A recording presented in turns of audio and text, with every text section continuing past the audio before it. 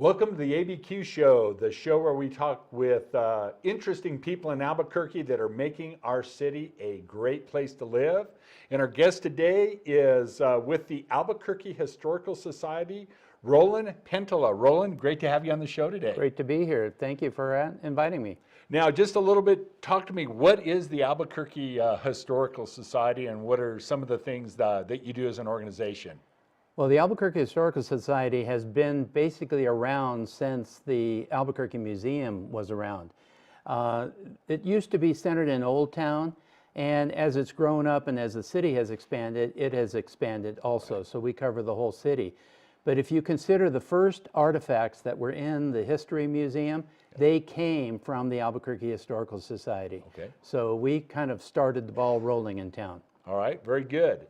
And I know that you have a historical walking tour of downtown that is one of the main things you do. Talk to us what that is like, and I know we're going to go over some great history of Albuquerque, but give us an overview.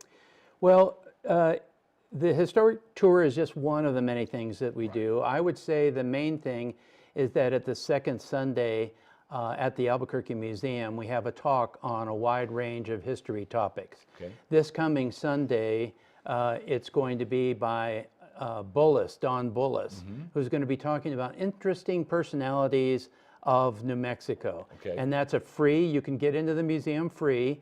The talk starts at 2 o'clock, okay. And it's in the big auditorium right across from the entrance. All right, very good. One of the things that Albuquerque Historical Society and another organization called Historic Albuquerque Incorporated started up to create this walking tour because we realized that we weren't providing a regular walk down Central Avenue to let both longtime residents and visitors know more about downtown history. Right. And I say downtown history because it's different than Old Town history. Maybe we can get into that a little bit later. Yeah, absolutely. Well, you know, over the years I've gone on various walking tours in cities around the, the country and the world. Berlin, New Orleans come to mind, Chicago, and I think it's fantastic that you're doing a tour like that. And so talk to us about that, when that is, and how people sign up for it or get more information. Sure. We give the tours every Saturday starting at 10 o'clock at the southwest corner of Central and First Street, which most people will know as in front of Tucano's restaurant. Okay, so if you're in front of Tucano's and you need to sign up ahead of time or register, you just show up. You just show up and there's going to be somebody there. We currently have 11 guides, right. And I'm one of them. All right. And so we have a schedule and somebody will be there at 10 o'clock. Pretty much rain or shine. Right. It has to be called a blizzard before we would even consider turning it off. We've had times when there are no visitors, and that's fine. We just hop on our cars and go back home. Right. And we've had as many as over 20. Right. So it's been very interesting for me to be a participant of this. We went through a training process. We started off with 7 guides, and so we all got to do it every 7th week. Now that we have 11, I kind of get nervous in between time because I got to get out there and walk down Central. I love it. Well, we have a lot of images of things that are historical. Not all of them on the tour because some of them are not here anymore. But yes, in fact, we had somebody give us a Yelp review saying that it was a bad tour because it always talked about buildings that weren't there. Right. And unfortunately, many of the original buildings in the downtown area from 1st to 8th are not with us anymore. Right. And fire has been the largest single reason why they're not here. Right. Yes. Well, let's take a look at the first photo, one that will probably be recognizable to many Albuquerqueans in New Mexico. And let's talk about this one, Roland. This is a picture of the Alvarado Hotel. Now, the Alvarado Hotel was opened in 1902, 22 years after the railroad came to Albuquerque. And the building was designed in what's called a California mission style by Charles Whittlesey. Yes. Charles Whittlesey also designed the log cabin that's up on the hill over downtown, commonly known now as the Press Club. Okay, interesting. So That was his house for a while. now, even though there is something at the Alvarado site, our second slide shows what happened to that original old historic building. Well, unfortunately, a hotel that was built in 1902, it got old. Right. And in 1969, rather, the city could not save it. There was a committee that was started to try and save the Alvarado, but the property did not belong to the city. It belonged to the railroad, and they were not willing to sell the property, and they were not willing to save the Alvarado. It turns out the city fire department was very happy it came down, because it had become a daytime hotel for transients, and they were using hot pads, and the fire department was worried that the whole building would burn down one day with great loss of life. Well, and now since it's been redeveloped into a transportation center, what are your thoughts in terms of the how they did, keeping with the theme of the old Alvarado? Are you supportive, critical, somewhere in between? You know, I guess the historians would wish that they had the original Alvarado, but then we understand the problems. The hotel had become functionally obsolete. Right. No one was going to stay in a hotel that didn't have ensuite bathrooms. So it was a 1902 hotel. Right. What's been done now is the city did finally buy that land, and they have redeveloped that site as the Albuquerque Transit Center, right. ATC often called, and it does the exterior of the design of the building now kind of looks like the Alvarado. Right. I've taken guests over to the track, shown them the picture that you just had on the screen, and it's amazing how well they did to kind of match the Alvarado. Oh, that's fantastic. Now, this next historical image, a few years prior to the Albuquerque Rapid Transit, there was talk of putting a trolley in on Central Avenue. And if we take a look at the third picture you have there, that was not a unique idea, evidently, in the history of Albuquerque. No, in fact, and let me stop here and go back for a second.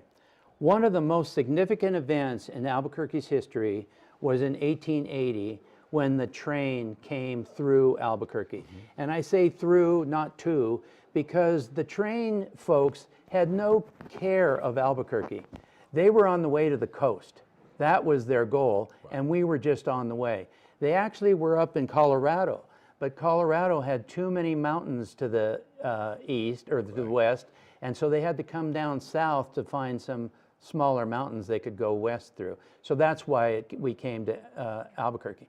But in 1880, a whole new area of town development, you could call it, grew up around the railroad. In fact, its first name was Newtown. Okay. And so if you sent a letter to somebody near the railroad, you would send it to Newtown, New Mexico. Albuquerque was still retained as the name of what we now call Old Town. Okay, interesting. Now, that trolley, where did it run from? What was approximately, and how did it develop? 3 years after the railroad came to Albuquerque, an entrepreneur put tracks down what was called Railroad Avenue. Because Central was first called Railroad Avenue, it was the way that people from Albuquerque got to the railroad. Okay. And so they put the tracks down Railroad Avenue, and the first trolleys were pulled by mules. Okay. And the saying we've been told was that if you needed to get to the railroad, take the trolley, but if you were in a hurry, walk. Okay. So not necessarily the most efficient means of transportation. Any idea what it costs back in those days to ride? No, and it probably wouldn't make any sense to us today anyway, probably pennies. But that first trolley that started in 1883 continued for quite some time until the electric one, which is on the picture that we can show you here. That trolley started in 1903, and it was fully electrified. You can see the connection up to the overhead electrical wires. Now, that picture was taken pretty much where the tracks are, right there at between First, the tracks in First, looking west down Railroad. Well, and I've seen at times, are there still visible tracks on Central? I believe I've seen some over the years, but that could be part of the tour as well. There are visible tracks from, Yes. from this era. In fact, they're under most of Central, all the way down to Old Town. Okay. Because the trolley went from Old Town to the railroad. But you can still see the tops of them if you pay attention at 4th and Central. East and west down Central, there's Right. 2 sets of tracks right there at 4th Street. All right, very good. Now, what would a downtown be without a saloon? And this 4th slide, talk to us about this, the White Elephant Saloon. There were actually many saloons downtown. Not just one? I think someone tried to count and it was over 20. So, but we usually concentrate during the walking tour on just those that were on Central, and that's still around 8 or 10. What's significant about this one is this is the White Elephant Saloon. This is a picture taken in 1905, and by then it was already about 15 years old because it had been built in 1879 before the train ever got here. It was owned by a businessman named Joe Barnett. Joe Barnett actually also had the building you can see in this slide to the right, which was apropos called the Barnett Building. Okay. And many people, that survived into the 60s, so people who have lived here for a while do understand or remember the Barnett Building, which also burned down. The White Elephant Saloon was quite the spot. It had a mahogany bar that could accommodate 50 men. It was the place to hang out in town. The business men would go there and have their lunches and do business right there in the saloon. Now tell me, where was that located? Streetwise modern street names This today? picture right now is looking south on 2nd Street from Central. Okay, very So good. the tracks are on the left. Now, another thing that I love to know about love to tell people about the White Elephant is it had one of the only telephones in town. Okay. So in the evening, if you wanted a police officer, you called the White Elephant. They would understand you needed a police officer. They would take a piece of metal and go clang on something outside, and the officers that were walking the beat would hear it from blocks around and go to the White Elephant to answer the call and find out what was wrong. Wow, that's fascinating. So the 5th slide up we're going to be talking about is Woolworths. You know, it's one of those things, people think that your Walmarts and your Kmarts were it. Woolworths was a huge presence nationwide. And talk about this building, past, present, and future. Well, this Woolworths was actually opened in 1914. Okay. It turned out that you mentioned it was quite a big thing in the United States. Yeah. This Woolworth in 1914 was the 758th store in the United States. Wow. So there was a lot. It was a very large firm. This building still is there at 4th and Central, and it looks almost like it does today. Those awnings aren't there anymore, and it's served many different purposes since then. I understand now it's being turned into a comedy club. All right, very good. Well, we're visiting with Roland Penttila, the Albuquerque Historical Society, about some of the historical buildings on Central in this great city of Albuquerque, New Mexico. Stay tuned. When we come back, we will take a further look at the history of Albuquerque on Central Avenue. The New Mexico High School Coaches Association, established in 1941, is an organization of New Mexico's best and most professional interscholastic coaches. Coaches across work daily to help our student athletes excel in the classroom, on the field of play, and in our communities. Students that participate in interscholastic activities attain higher grades, higher graduation rates, and higher wages. Responsible for the North-South All-Star Games, statewide Coaches Award Program, and providing multiple professional development opportunities for New Mexico's coaches. Be a great coach by coaching beyond the game. What is glamour? Frailty. What is desire? Diamonds. They say a life lived without passion is hardly worth living. Ma'am? Ma'am? Ma'am? Dang, this one made me feel all special. Dreamstyle Remodeling has been wowing homeowners in New Mexico since 1989. Selected as Best Custom Home Remodeler for 3 consecutive years by readers of the Albuquerque Journal, we're also your exclusive provider for top home improvement brands like Renewal by Anderson, Four Seasons, Blaze King, and many others. Founded and headquartered in Albuquerque, Dreamstyle Remodeling is family-owned and now employs more than 500 people across the southwestern U.S. In fact, we've helped more than 60,000 homeowners improve their home in New Mexico, Arizona, California, Idaho, and West Texas.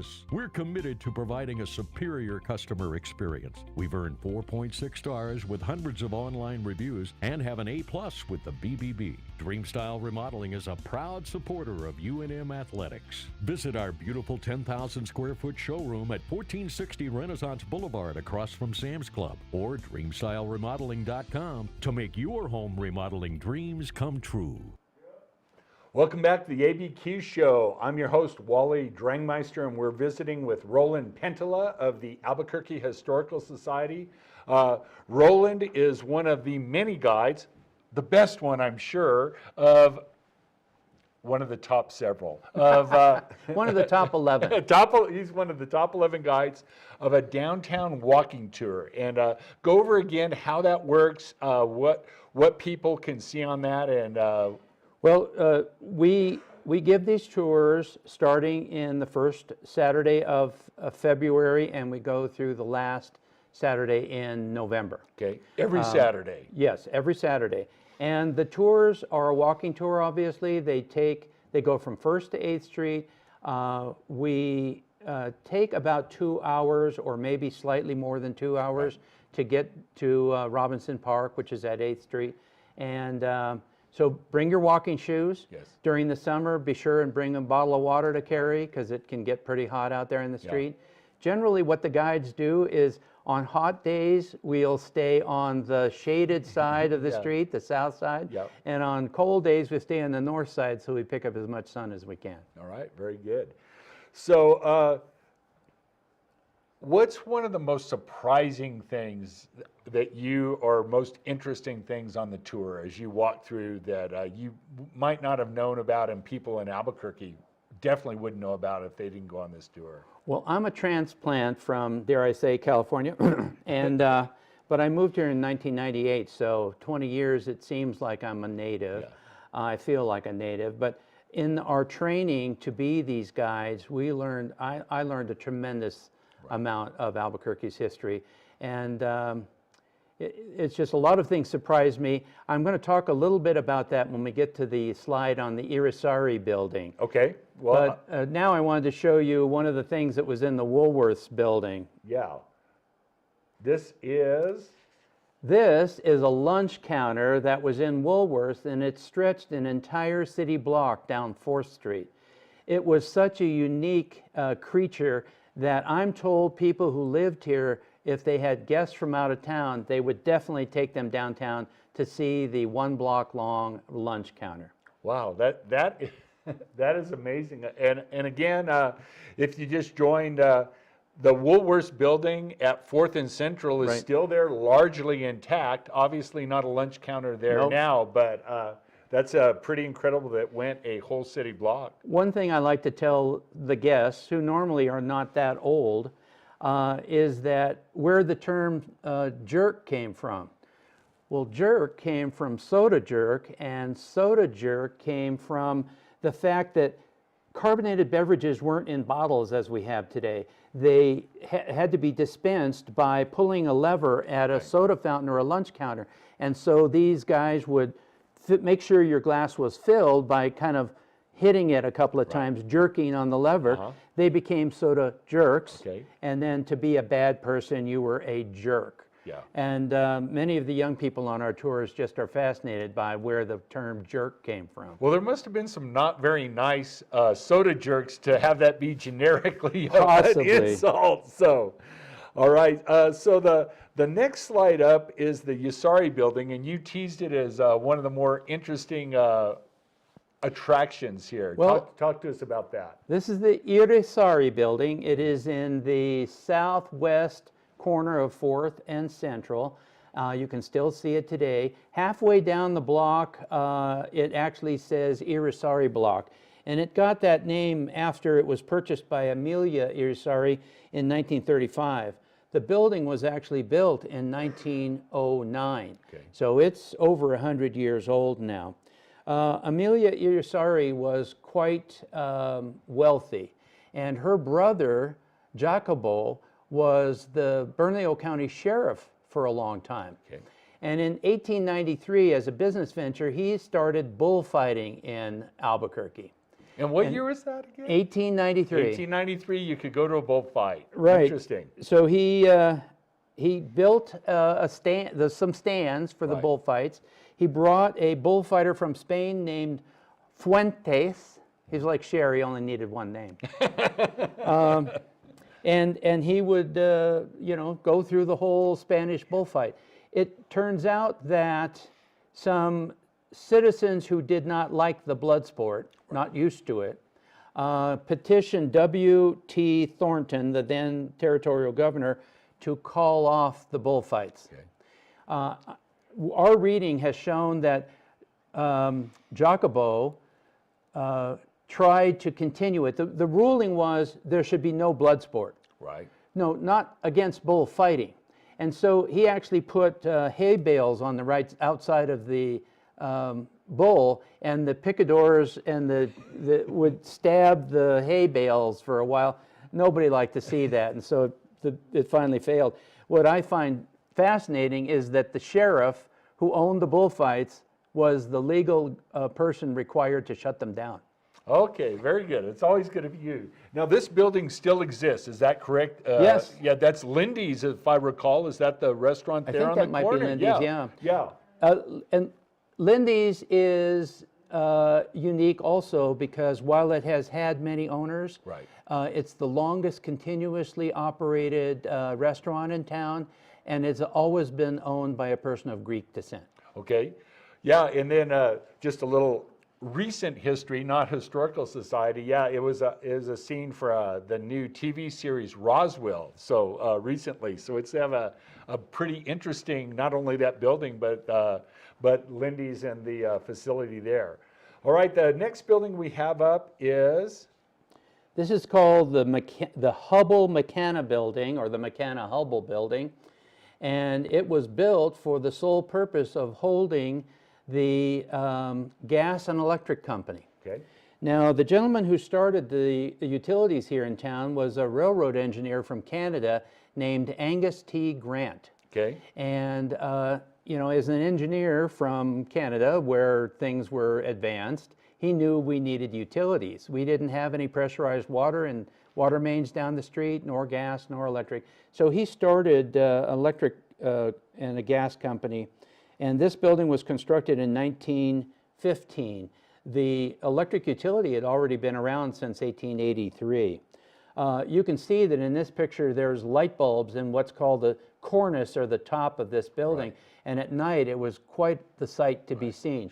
Now the building is still there, but they don't light those lights at night. You can still see them if you stop and look up. You can see the sockets, and some of the bulbs are still there. Now, what streets, cross streets would this building be Now at? that's on, I think, 5th. Okay, 5th and Central, Right. on this On the south side, south side right. of the street. And the Albuquerque Gas and Electric Company, which Angus Grant started in 1883, changed its name in 1946 to Public Service Company of New Mexico, P&M, Right. which is its name today. All right. All right, the next building is one that has a long and storied name that's fallen on tough times recently, to put it mildly. That building is number 9, the Sears Building. And talk to us about this one. And also, this is a modern picture we see, so that one certainly is still around. So This is a relatively recent picture, I think in the last 2 years. This building was designed by a famous local architect named John Gaw-Meem.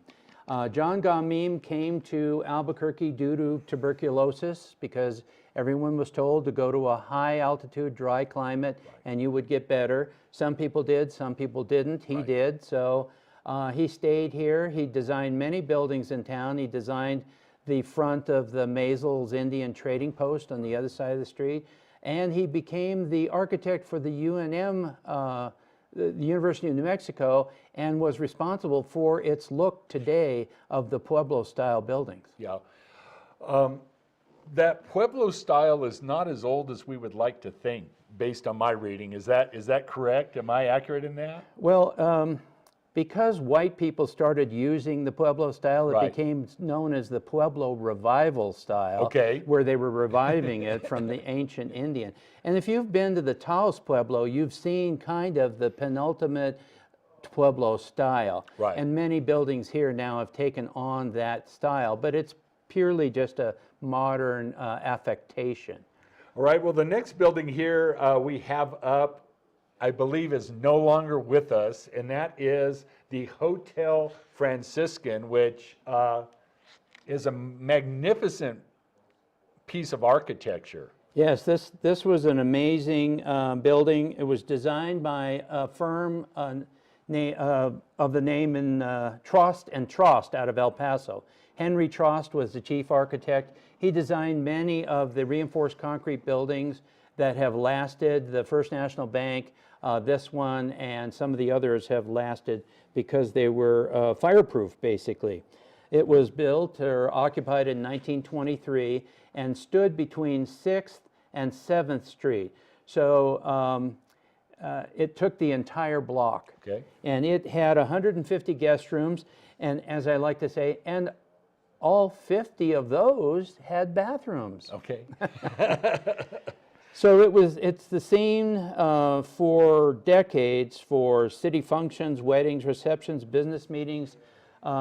Everything was conducted there. So many people in town are well aware of the Franciscan if they've been here for any period of time, because they probably had somebody married there, they themselves, or at least some sort of a relative.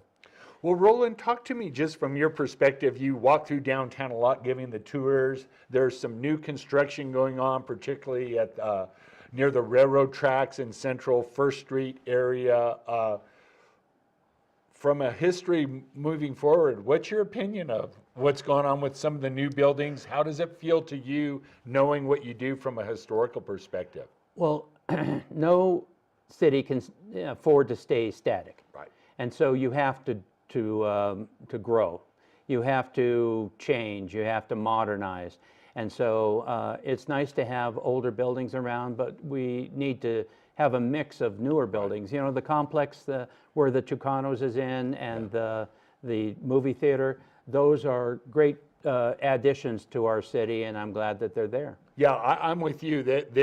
It's very nice architecture. It blends in with a nod to the past, if you will, but very modern and going forward. All right, well, I am sold. I am going to go on a walking tour, and I think I'm going to do it before it gets too darn hot. I'd rather be cold than warm. Tell us one last time, and show us your badge so you'll know people know what an official tour guide looks like when they come out to see you guys. So these are the badges that we wear to let everybody know that we're the official badge to keep us from being mistaken for homeless people. And we have our pictures on them, and it'll say Downtown Tour Guide. Again, I would like to thank the folks that are in the Albuquerque Historical Society and Historic Albuquerque. Diane Scheller was very important in setting up the information that helped us get through the training. all right. Well, it's fantastic visiting with you, Roland. It's very interesting to see some of the history of Albuquerque. I think it gives us some insights to where it's going in the future. Absolutely fascinating. And anytime on a Saturday afternoon at 2 o'clock. Saturday morning. Saturday morning at 10 a.m. Wow, thank you. Anytime Saturday morning you don't know what to do, 10 a.m., go out and do this walking tour. Hopefully Roland will be your guide. Roland, really appreciate you visiting with us. It's been fascinating. And Thank you. On theabqshow.com, I'll put a link to a couple of these pictures so people can take a look.